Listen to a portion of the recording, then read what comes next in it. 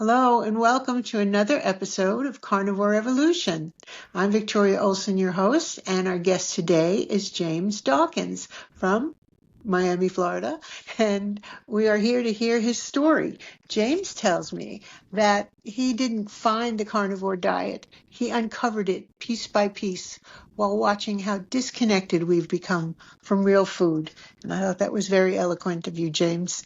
And we'd really like to hear your story. Please give us a little history and background of your carnivore experience. Absolutely. Victoria, thank you for having me. And my story, like a lot of people, just want to either heal or feel optimal. So I am almost to the day 2 years carnivore with Wow. very few cheat meals. And I'll go into Oh, one explanation of one cheat meal somewhere in my story, but I want to throw that nugget in there. It has to do with orange juice. uh-oh, uh-oh. But the reason why I never really learned of carnivore or an animal-based lifestyle from the main pillars in the space. I knew it because I tried so many different diets myself. So I've actually tried accidentally, and I say accidentally in college because I was broke, a carnivore diet or a meat-based, animal-based diet. I ate eggs and stew meat, which is a lean cut, but it was Mm-hmm. affordable. And that's what I cooked daily. So I felt fabulous. I'd never felt better in my life. I was playing high level athletics at whether I made the teams, which I did at D1 levels, or with my club sports, intramural sports. As far as the physical side of things, mental side of things, again, this is in college. I was thriving in the classroom. I was had the energy to go do all the extracurriculars. But as usual, marketing gets back in the way. And what's normal with friends, when I moved into a place with roommates and more people around, I got back into the standard way of eating. And so did my body return to that way as well. my mental faculties also returned to that state. Oh, So, dear. yeah, long pendulum swing to 2 years ago, 2023 of October, which, as I mentioned to start, I'm almost to the day at 2 years carnivore. I was here in Miami, Florida on the beach, and I knew I wanted to feel optimal. I was at that time on a low carb diet, and I was still gaining weight, and I still had mental fog. So I knew. That's why I'm saying feeling connected with the food, taking the pieces apart. I'm dropping the carbs. I'm not eating enough fat. Yet I've done it before, and I love ground beef and I love steak. Why don't I just try it? And then that's where I entered into the space. Okay, cool. Where are the carnivores? I obviously heard of carnivore, but where are the carnivores in the space? That's when I really leaned into the pillars in the space. Those that we often, want to call out as far as Kiltz, Chafee, Mm-hmm. Barry, Wiedemann. The lists go The on. big names, Yeah, yeah. and I don't rely on them either. Like I think that's really important. Mm-hmm. They're definitely great at introducing many people to the space. I definitely value what they bring as far as maybe their credentials. But once we get into the lifestyle, you realize, oh wow, I've gained independence. I've gained control of my life, and it doesn't really require someone to tell me how to do it. It's really discovering within myself or within each of us how we want to take this journey. Yeah. Yeah, I certainly can respect that. That's the way a lot of us should do it. Some people get the wrong information, but I think you were on the right track. So, how long did it take you to start feeling more like yourself, as it were? Yes. Um, so it took a good 3 months for me to psychologically wrap my brain or my thoughts that, wow, I can survive with just meat. That's Mm-hmm. crazy. And that leads me to what I started with, which is the orange juice story. Ah, oh, what happened there? So it's about 2 months in or so, and I was genuinely going crazy. Meaning I'd wake up at 4 in the morning, not because of meat. It was a psychological trip because I had been so trained to think I need to eat carbs, I need to Mm. eat Oh, yeah. bread, I need to eat grains, I need to eat sugar. And so I would wake up in the middle of the night, and often at this 2 month time frame, and I would go out in the backyard and I'd be pouring water on my head, just trying to wake myself up. I would Yeah. literally be scratching my hair like this, just going psychologically crazy because I had been trained to think this is how I had to eat to survive. And I Yeah. was still surviving 2 months in and actually finding healing and health and dropping weight and having less mental fog, actually added mental clarity, of course. Two ways to say the same thing. But so here's the trick or the mental trip I had. One day I just broke. I said, "Oh my gosh, I have to have sugar. I don't know what's going on." Hmm. So I went to the refrigerator, and at that time our house had orange juice. Now both of us, my husband and I, are both carnivore. But I poured a glass of, or actually I took the whole gallon itself and I just started chugging it. I chugged the Oh orange no. juice thinking I needed sugar. And what really got me, I think that was really the wake up call, though. Now that I'm Hmm. really talking about it, for one of the few times I've really talked about this story, which is I didn't feel better. It didn't No. make me better. The Did it make you sugar, feel worse? yeah, no, I would say like horrible. I didn't feel horrible. Hmm. Um, I just, I realized, okay, I didn't feel better. Yeah. I didn't feel Yeah. worse in that moment. Okay. I don't. I'm sure I had. Again, this is early in the morning, so I'm sure I went back to sleep, and I probably got through some of that insulin spike in my sleep. Because again, this is at 5 in the morning. This time I was going through it. The sun had not Hmm. risen at this point, but yes, I downed the orange juice thinking I needed it, and then as the end result, I didn't feel better, and it was finally a wake up call. Already about 2.5 to 3 months in this journey, I was like, all right, let's flip the switch. It's okay. Hmm. I'm gonna be okay. Let me get over this psyche, this conflict of interest here. I've been Hmm. taught something, so this is when you're starting to wake up, Yes. slowly waking up, and that's part of it for me was going through that journey. And just to kind of compound this story a little bit more, which is I have somewhat of an extended commute to work to and from. So for the most part, I spend the better part of 2.5 to 3 hours in my vehicle per day. For Wow. one, that's also my inspiration to get on carnivore because I can't sit down and grow unhealthy, so I've got to eat properly. That was definitely inspiration. And two, I had so much time to think in these rides. Again, psychologically, on my drives, I was like, wow, what I feel weird. I'm not eating carbs, but again, it's time to think. It's time with myself, so it's easy to think. With oneself in a vehicle, not even listening to different podcasts, which I do. Again, waking up. That's the Hmm. process. And so at one point at that 3 month mark, to answer your question, is it took about that long to really buy in and to really Hmm. lean in and to really accept like this is proper. Good. Good.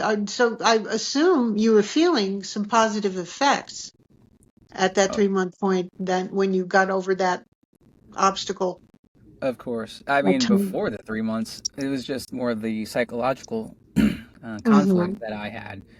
But I will say most of the weight and most of the mental clarity all happened within those first 3 months. So Really? so much was happening so quickly, Hmm. and they were positive results. Again, that's why I look at the masses of people, and sometimes I wonder when I yell and try to scream from the rooftop, "Hey, carnivore is amazing! Try it." If it took me that long to get over it myself, not eating certain foods, then I'm sure a lot of other people in the world may Oh not yeah. even attempt to flip the switch.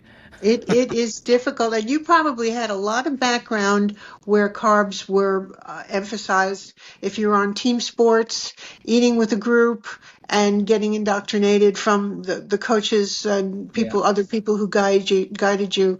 yeah, It must have been difficult for you to even break out, even mentally, to just think yeah, that way. yeah, absolutely. Being involved with athletics, it's very common for many people to think carbs are necessary, sugars are necessary, but once as many of us in this carnivore space, keto space, learn about ketosis and the metabolic state, and learning how effective and efficient it is, uh, athletes may perform even better.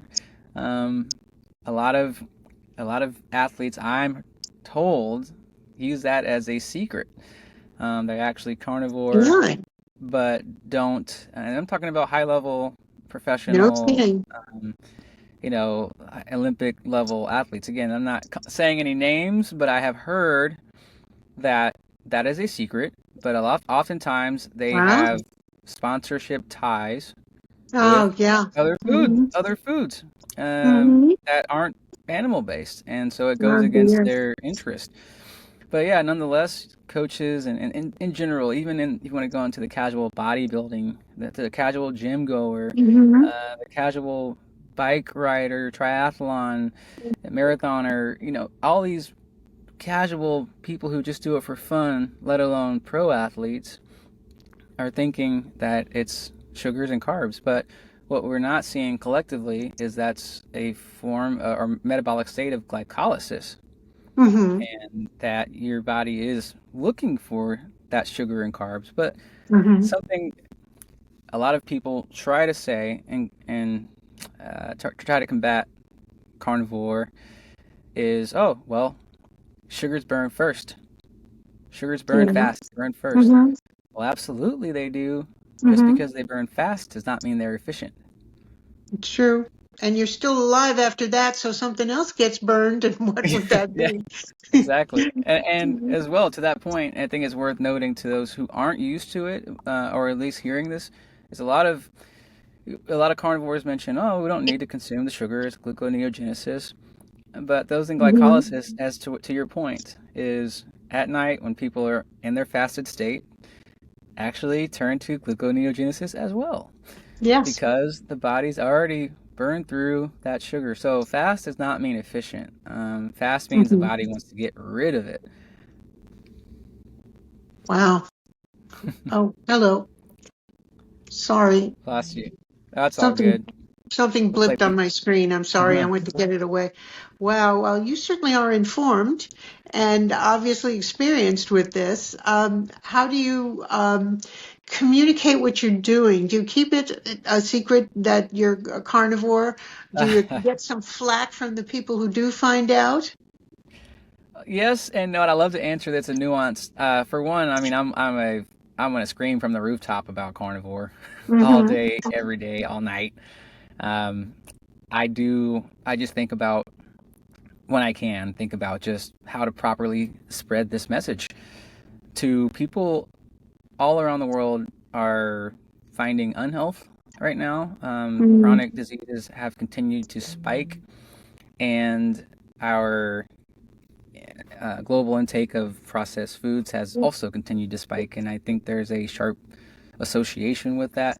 Oh, yeah. And like myself and so many other carnivores or meat based eaters have also reversed these modern chronic ailments by eating not Mm-hmm. the processed foods and eating lots Exactly. of high fat foods. So, yeah, I see that, association. If you want to lean towards it, I'm going to go ahead and call it close to a correlation. But we'll leave it up to interpretation. But you can't argue the people's anecdotal experiences. And I'd say for those who are like, show me the studies. Well, I am the study. Mm-hmm. You're the study. Every Yes. carnivore is the study. And Thank you. a Yes. human, Mm-hmm. yeah, a human response is better than what's written on paper. And Mm-hmm. if anybody wants to argue that, then you just need to look at yourself in the mirror and tell yourself that a piece of paper is more valuable than you. Yes. Because Yes. that's what you're saying. That's what Yeah. people are saying when they're like, show me the studies. Okay, well, then you look at yourself in the mirror, and then you look at the study, and that study is more valuable than your own experience. Okay, that's how you want to play, then let's play that way. But the truth is, Mm-hmm. I'm going to play my way, and other carnivores are going to play their way, and they're going to find that healing and health. And the body of studies, mainstream, will not agree with it, because it goes against how it's all tied. It's all jumbled together for a sequence of events that's been going on for you know for the benefit of certain groups over the last, call it, 50 to 100 Yeah. years.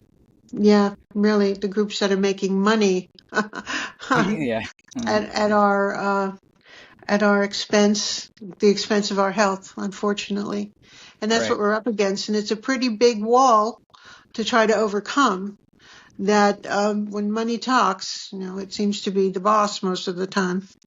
But I think we're getting there little by little, and stories like yours and your energy is wonderful. And it's just, you just glow. It's great Oh, to see thank the you. health, how healthy you are and how enthused you are about it and how much you know why you are that way. Hmm. And that's great. That gives me hope for the future because I'm an old lady. I'm 74 and we need a vanguard. We really do. And I'm happy to see this. So tell me now, what you said you came to it piece by piece. What do you eat in a day? What does your diet look like as a carnivore? Yeah. Well, I start number one. I prioritize red fatty meat, and the emphasis is on fatty. So typically, I like to eat either chuck roast or ribeye every Mm, day. yeah. I typically eat one of two meals, two Hmm. meals per day, sometimes one. But again, I start with that red fatty meat. If it's bacon Hmm. that day, that's fine. But again, the RFM number one. Number two, I'll go to bacon. Excuse me, I said bacon. Number two, I'll go to eggs. You said, say it again. Yeah. I love it. uh, yeah. Often people don't include red fatty meat and bacon in the same group, but they are in the same. Yeah. Um, and at least in my take. But yeah, number two is eggs for sure. And Hmm. that's I have eggs just about every day, so I don't stretch out of that very often. Just 3 days ago, I had salmon for the first time in maybe 6 months. Yeah. But my meals consist very, very consistently are red fatty meat and eggs. So Hmm.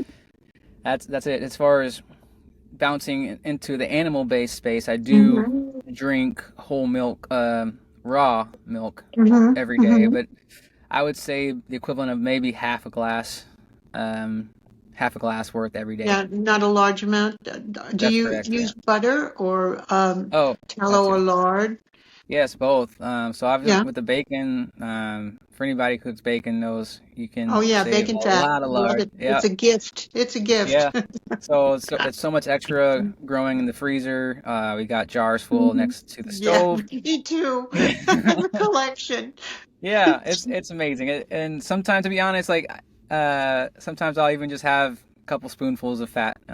It's just Well, as there you energy. go. Yeah, That's great. Yes, that's very good for energy. Excellent. yeah. I love It it. never I goes love to it. waste. Hmm. But yeah, butter as well. Butter is a great snack for a Hmm. busy day or a long travel day. I don't travel often, but when I do, when I go to my husband's family's locations, they're in places that don't have often a direct flight from Miami, so Hmm. that's usually a long travel day. So yeah, definitely have two sticks of butter at minimum in my Hmm. backpack, and of course wrap them up in paper towels. So once they get to room temperature, they might, Get slightly, a little soft. yeah, yeah, a little soft and soggy, but Um, it's a great snack. It's better than anything. Actually, more nutrients mhm. is, in my opinion, than anything that you find at an airport Oh, or an heck airport. yeah. Really? Well, if you're traveling and mixing with family and friends, how do they view, do you think, or do they tell you their opinion of carnivore Yes, and what I you're mean, doing? they say it. They always tell me, you look good, and that's nice, loving family. Hmm. But they also are speaking louder with their actions. And Hmm. they clearly are not in the carnivore way of eating.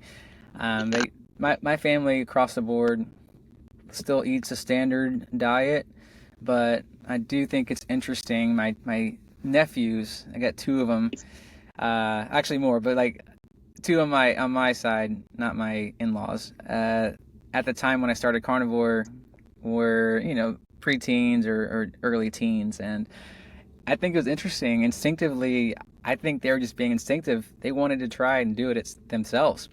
They're like, Really? "Hey, mom, hey, dad, I want to, Wow. Uncle James is eating meat. He's doing the carnivore. I want to Hmm. do it." And they'd always be like, "No, you're not doing that. No, you make sure Oh, here's candy bar." yeah. But they got that message because apparently they admire you and want to emulate you. So they got the information. They'll keep that even if they have to wait till they leave their home. I that's well said. Yeah, I had thought about that. I think, and I think when we It's look, in there. and yeah, thank you for saying that. It's a great point. I think also when we look back at photos, like I did a look back, a 2 year, ironically, it timed up to be about 2 years recently when I took a photo with them. We recreated, because I said they're preteens and early teens, and Hmm. they grow so fast at Oh that yeah. age. So we did like a mimicking picture or a mirroring, selfie. Uh-huh. And I saw the difference in them, of course, but I also saw the difference in myself. Really? And I hope that they look at that picture or other pictures from, 2 years ago or prior and say, wow, that's when you flip to carnivore. And that's, wow, you look different, you look Hmm. healthier. It's not being vain. This isn't vain. No, It's no, for I the get sake it. of I health. totally get it. Yes, yes. And that's a tool that we can use to be the example. To be I'm like me at 75, 75. I go to a party with people my age, and I'm the one who can get out of a chair. Hello. And the rest of them are all on their painkillers and sitting in the corner, and they're Yeah. unhappy and they're grumpy, and all they can talk about is their medical issues. Yeah, we can live the example. The Yes. best thing we can do. And you certainly are one. I haven't Yes. stopped smiling since you came into the studio. It's so good to look at you. You have such great positive energy. It's great. And Well, those thank you. those You boys will too. remember. Your nephews will remember. Yeah, they get it. Well, yeah, thank you. Yeah. That's wonderful. So you have a husband, a partner who is also a carnivore. How did that evolve with him? Yeah. Interesting. Yes. Well, currently the house is carnivore. He base sometimes goes ketovore, Uh-huh. because he'll have yogurt, which that's animal based as well. Oh And no. occasionally he'll throw in some nuts. I know it's not. What are you doing? Take it back. Um, but it's Cute. interesting. Yeah. I he gave me a Nina Teicholz's book, 2015 classic, Oh, The Big Fat yes. Surprise, Yes. and that was in 2015. I believe that's the Wow. year it came out, but yeah, I believe it was Yeah. Yeah, 2015, it's a while. 2016. I got the book. Mm-hmm. I didn't know. I mean, I read it. I didn't know it was gonna turn into a classic or a banger. I was just like, Yeah. wow. Mm-hmm. But the interesting takeaway, now almost 10 years ago or more, from reading that book is one, I believed everything that she explained in the Mm-hmm. book. But the second takeaway is my practice didn't match what I believed to be true from the book. Interesting. So, So how did yeah, you so correlate the meaning, two? well, so I dropped the carbs to low carb. Mm-hmm. I and that how she talks how she was having to eat at certain restaurants and had more steak and eat more butter, and she actually lost weight. And she talked through obviously a lot of Ansel Keys and maybe a lot of the flaws through the organizations that he was working with, uh, and across different governing bodies as well, as far as food nutrition and guidelines go. So I understood. Okay, there's a map for me to understand a web for me to understand, how this is all playing out. But I ended up shifting to low carb, but I didn't go to high fat, Mm-hmm. and that's a very, very Oh, different scenario. yes. So low fat, low carb is not really Not quite. sustainable. Yeah, it's not quite Um, ketosis 100%. Yeah. yeah, right. And so I guess ultimately that's what I'll get back to today is once I knew all these clues are in my head, my college days when I accidentally went carnivore and reading Nina's book, The Big Fat Surprise, not only once, not only twice, but 2.5 times. I have three. By the time I got to two and a Wow. half, I had all my pages, I had all the notes handwritten. I had nowhere else to write, and it was all in my head. So I was very kind of clear on that. Again, that's now a decade ago, so I don't remember it to the T like I Mm-hmm. did then. But fast forward to today or 2 years ago, those are all seeds in my head. And I was like, okay, I'm gonna give this a go. And the home now is carnivore. Mm-hmm. Occasionally, like I mentioned, husband's ketovore, but we have very little processed or junk food in the house. It's made its way out slowly over these 2 years. I started, as I keep saying, 2 years ago. It took my husband actually a good 6 months, but it was really interesting because he knew the same. He also read Nina's book, Mm-hmm. and among others. But it was really, I think, as you say, being the example.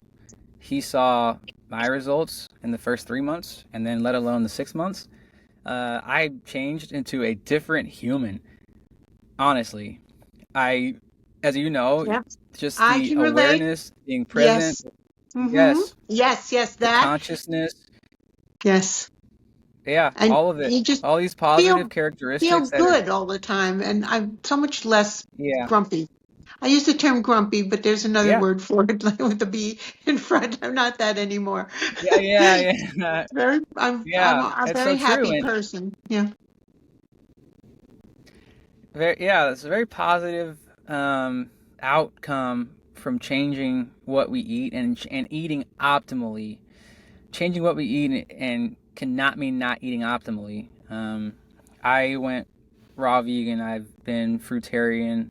Wow. Um, so I they didn't work for me. They weren't sustainable for me. I Hmm. don't think they're sustainable for humans in general. I ask Very hard to a do lot those. of Yeah. people the question. Yeah, the truth is, if those who are for whatever reason claiming that this fruit and that fruit, look, you have to eat a mountain of fruit and plants to almost equal what the body will handle in one Oh shake. yeah. Yeah. It's simple. And if you're not going to eat that mountain of food because it's one too expensive, because fruits and vegetables are expensive, Hmm. you're also probably paying lots of money for supplements, which is Yes. also a Yes. high dollar business that a lot of carnivores don't use their money in. So that's another reason why carnivore is affordable for anyone who Yes. thinks, oh well, Yes. meat's expensive. Fully agree. Yeah. It's more expensive than processed foods. But if you want to go to and compare plants, I'm tangent, sorry, but I'm saying we cleared the house of all these things that we used to have, which Hmm. includes plants, and which includes me trying low carb, low fat, which includes all the plants that rot in the refrigerator because I didn't get to them fast enough, and I wasted money there as well. Getting to all the fruits that rot. So again, I'm not saying anything bad about that way of eating. I'm just trying to compare from a standpoint of I think the cost analysis there Yes. is a lot of people just claim I Hmm. started I actually save more money, and I've saved so much more that I do, like I mentioned, I like to buy a ribeye or eat a ribeye every day, um, Wow. and that's because Hmm. I'm not going to Starbucks and buying a $7 coffee that day, and Yes. I'm not Yes. going Hello. to Hmm. the, the Hmm. fast food restaurant and getting a value Hmm. meal that's at a lot of Hmm. places like $15 standard plus tax. I'm paying 17 Yes. for fries and Yes. basically bread and a bun. Mhm. And Yeah, eating at home, so you know what's in your meal. yeah, uh, You know who cooked your steak and what they put on it. Yeah. Did yes, we yeah. lose I that connection? don't eat Oh. out much anymore. Oh, me neither. You We still we there? can't. It's really hard, especially where you live. There's some great restaurants. Oh my gosh. And it's just really difficult to go out there and be tempted by those menus. That's not unfair. Well, But we don't I don't feel terribly tempted anymore. I don't. But I'd much rather cook at home, and that has changed. That's changed for me because I used to love to dine out. It was a, yeah, a form of entertainment. Yeah. yeah. Entertainment has changed a lot, Yes. and it's not just food. It's interesting though. Cooking at home, Hmm. you buy the steaks that you want. Of course, if I had to go and hunt for food, I would do that. Let me just open up Hmm. to how open I am to eating meat. I know a lot of our current world is different than what it is, but including restaurants, Hmm. including the abundance of restaurants everywhere. But that in mind, and being carnivore, I didn't realize how much I loved picking out the steaks or even the chuck roast that I want to cook, and then cooking it at home Hmm. and searing it the right way, and maybe adding a certain level of butter after, Hmm. or tallow, extra tallow on top, until I got a friend and we were visiting Las Vegas, and he's like, "Oh, we have to go to this top tier steak restaurant." And he kept Mm-hmm. typing it up all day and even the week leading up to the trip. And we finally make it there. We have our reservations and we're all at the table. And I'm like, I'm about to have the best steak in Vegas. This is gonna be Mm-hmm. top tier. Mm-hmm. And it was awful. Oh And dear. it was awful Really? because it didn't have the fat profile that I'm looking for. Mm-hmm. I like at least a 1-to-1 ratio. And even Mm-hmm. when ordering, I know a lot, but see, in the restaurant world and most of the world in general, I say restaurant industry and then most of the world, most people are low Mm-hmm. fat Yes. eating. Yeah. So I didn't really expect to get a high fat steak at a restaurant versus me going to a store, hand picking, and being able to view both sides of the Mm-hmm. cut, um, and then deciding which one I take home. So that was interesting. Just paying $100 for a piece of meat that Yes. has little Yes. fat on Been it, there, and done that. Yes, and been disappointed. And it's sad, and you never yeah, know if they're using a flat top grill along with they yeah, may have a flame grill, but they may also use a flat top, and there are seed oils, plant oils involved there too, and yes, or yeah, they may season it a different way. It's a whole different experience going yes, to a restaurant for a carnivore. It really is. Yeah. yes. So Hmm. with that in mind, I want to ask So, you, how do you prepare your chuck roast? Because I love that cut. That's a great cut, the chuck roast. What do you do with yeah, chuck roast? interesting. I'm very simple. I like to be. I don't eat my cuts raw, but Mm-hmm. basically they are though. Meaning, I like to sear the Mm-hmm. outsides, Mm-hmm. and I typically reverse sear. Mm-hmm. So my typical process is I'll go for a pound or so. If it's a chuck roast, I might have to cut it down to about a pound. I just estimate Mm-hmm. it visually on what I think I'll eat that day. Um, Turn the oven on 250. Give it about 10 to 15 minutes on each side in the oven, baking. This is Mm-hmm. before any, sizzling and charring. But anyway, just get the meat to a certain temperature, but for the most part, it's still raw on the insides. Any of the surface area exposed, of course, that darkens a little bit because it's exposed to the heat. But for Mm-hmm. the most part, I don't measure. I don't measure. I do have a thermometer. At this point just go based on feeling, Yeah. and I'm not afraid of the meat being undercooked. Mm-hmm. It's kind of also one of those false narratives that raw meat's going to hurt us, even with Yes. chicken, even with egg. Really? So Chicken, I anyway, all think that kind of aside, tough to see. well, I say I don't do it myself, but I have a lot of friends on social who do. So, and they're Oh, just fine really? and they're thriving. Interesting. Uh, yeah, yeah, Well, yeah. I'm kind of skittish. So, I only have one kidney, so I wouldn't try it. So. oh, got it, got Yeah. it. Okay, Mm-hmm. but yeah, I love that as far as my chuck roast and ribeye. I do them the Mm-hmm. same way, and then of course my favorite part is that reverse sear. That's Mm-hmm. also the messiest part. That's where all Yeah, the yeah. fat splatters Oh, and the I fire have alarm this goes off. collar I bought. This thing it's a collar. It's like a ring in a kind of a cone shape with the bottom cut off of a cone, and you buy it to fit the Yeah. size of your Hmm. your skillet, your frying pan, and it helps with the spatter. And you could put that in the oven too. Ah. I can send you a link if you'd Okay. like to see them Good. on Amazon because Yeah. it made a world of difference for me in cleaning up my kitchen and my stove and my clothes. So Right. I think it rises up about 7 6 7 inches on the edges. So it just raises Okay. the edges of the pan and that keeps it from spattering everywhere. But that's great. So because I think Right. when I think of chuck roast, I think of putting it in a pressure cooker, an instant pot, and it gets so silky soft and smooth. It's great that way too. So you reverse sear the chuck roast and you do that to your steaks too. Yes. Yeah. I think chuck roast is a little bit of a tougher cut. A lot of people Hmm. do like to slow cook chuck, soften it up a little bit. I have done it a few times. Mostly I do a slow cook for brisket. That's more necessary. Oh, brisket, For the nice. most Yeah. part though, yeah. I didn't Hmm. mention brisket because I don't cook it too often. Hmm. But it's also one of my favorite cuts of red fatty meat. Yeah, I like it too. My That's good husband, in I can't get my picanha as well. husband to eat it for some reason. It's a texture thing for him, but I love it when I can get my hands on it. That's for sure.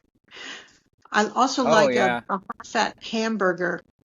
And I buy the hamburger that people I know won't buy because it comes in a tube that you can't see through, and it looks like mystery meat. yeah, But it's a yeah. 73-27 mix of fat. 27. Uh-huh. Yeah, 27. Yeah, thank you for the math. I need help. yeah. That it That's what I tastes get too. really good. It tastes so much better than the 80-20 or even the 90 stuff is ridiculous. But yeah, and I Yeah. can't go back to dry hamburger meat.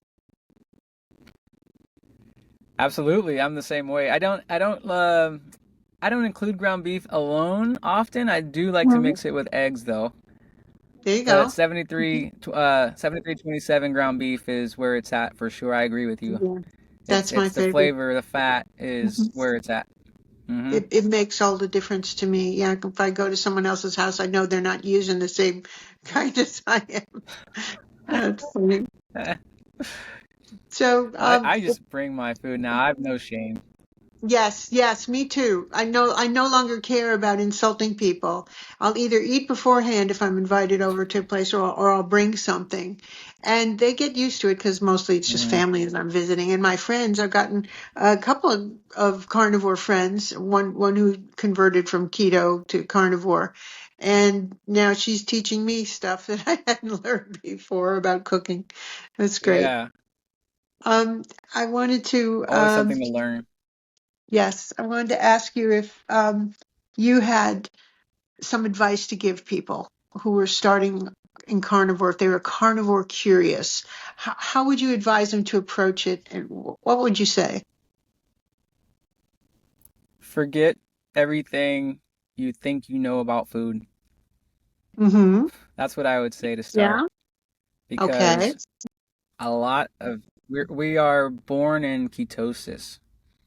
Every Yes. baby Yes. remains in ketosis until even through mother's milk through breastfeeding, and we were only shifted into glycolysis once our parents feed us processed foods Yes. and stop feeding us. You know, it's amazing how an infant who requires the most nutrient dense foods or substance in mother's breast milk is that's okay, but continuing that beyond the breastfeeding years, suddenly it's not. No. So Mm-hmm. this is where the mind trick happens. The baby is already too young to have memories and they have no clue. And so that Mm-hmm. is why, Yeah. as an adult now, anyone listening with with consciousness, because they're above that child's age, you need to forget everything you've learned about food Mm-hmm. because the only macros that are required for life are fat, and animal protein, and water, of course. That is Mm-hmm. absolutely the only essential and keyword essential and necessary items, macros, nutrients, however you want to define it, needed for life. Mm-hmm. Anyone, any human, all humans, and yes, I'm saying this to emphasize the point, even you listening who's questioning right now, do not need carbs, you do not need sugar, you do not need vegetables to survive. If you want to eat Yes. them for entertainment, sure. Yeah. So I'd say anyone who's questioning, just forget everything you Mhm. know about food. Yeah. Do you suggest going all in or taking it slowly? I I think we can all go right in. And now that's Mhm. going to meet opposition because I'm very familiar with other people's opinions on this. But I'm Mhm. typically one if for example, say you break a leg in a acute situation, you're gonna go to the hospital and you're gonna want to get fixed right Mhm. away. Yeah. So our global metabolic state is broken, like a broken Mhm. leg. And Yes. I think we should want to fix it right away. Delaying the process is like saying, "Oh, well, I broke my leg, but I'll just kind of ease into it. I'll go to the doctor for him to like partially fix the bone, and I'll come back maybe when I feel like it. So that's what we're doing with our metabolic health is we're just Yes. delaying the inevitable of we're broken. Mm-hmm. And I think we have to really accept that. I think obviously the first step in all this is acknowledgement. And I think we just need to acknowledge that, hey, we're broken and we need to fix immediately. And I think that people want to talk about, well, you people need to detox slowly. It just doesn't sound fitting to me. There's a proper Mm-hmm. way to, be optimal in nutrition. And I think a key part of that is with electrolyte balance. I think a lot of key part of the keto flu that so many people jumping into the carnivore space feel is improper electrolyte and salt imbalance. Look, salt is good for us, sugar is not. Remember, salt is good. And so what so many people don't realize is that in the processed foods that they're often consuming, there is a high level of sodium. Oh, And yes. Oh, then when yes. you're Tremendous. removing these foods, yes, and Mm-hmm. when you're removing these processed foods and only focusing on animal foods like red fatty meat or eggs, and you're not salting enough, then you're going to feel sick. You're going to feel awkward. The body detoxing is a good thing. Um, it may hurt, but at the same time, most of the keto flu, I'm gonna just go based on a lot of other stories I've heard and a lot of other recorded, anecdotes. Is that it's just remember that if you're going into carnivore, add salt. Salt is your friend. You cannot over consume on salt, just like you can't over consume on red fatty meat, because really your hormone signals are going to stop consuming red fatty meat. I didn't say red meat for those listening.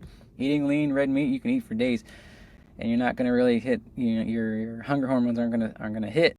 You need to eat the red fatty meat. And also, as far as salt goes, if you have excess salt, I'm sorry to tell you, you're gonna know you had too much salt because you'll be sitting on the toilet very soon, Yes, yes, it works or that you'll way. be That's your yes, yeah. guideline. So people, yeah, that's your guideline right there. Having a medical professional say, well, you should have none to little or limit your salt. No, you can't overeat salt. Now, someone's gonna probably have some claim from some story here and there. No, in general, just if you baking soda, table salt, whatever the case might be. Try it yourself if you want to. You will definitely clear the salt out of your body. You won't overeat it. Now, what your body does do with sugar is stores it. That's very different.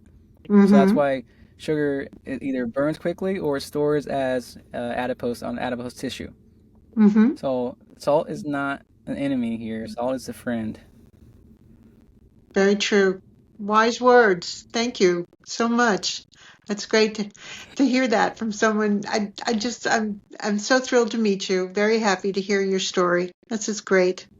And I'm sorry my partner Mark couldn't make it today because he went to a sports college. He was a rugby player. He was there, I think he said 6 years he spent in rugby college. And I think you two would have hit it off. And we may have you back and you can talk to Mark about those experiences and working through athletics and learning about nutrition and all the things that they've taught you over time. Yes, that'd be great. But Yeah. thank you for your time and allowing me the space to share my story. And it's great to learn a little bit about yours as well. Well, thank you. And it's been a pleasure. And I really appreciate you coming on. James Dawkins, thank you so much.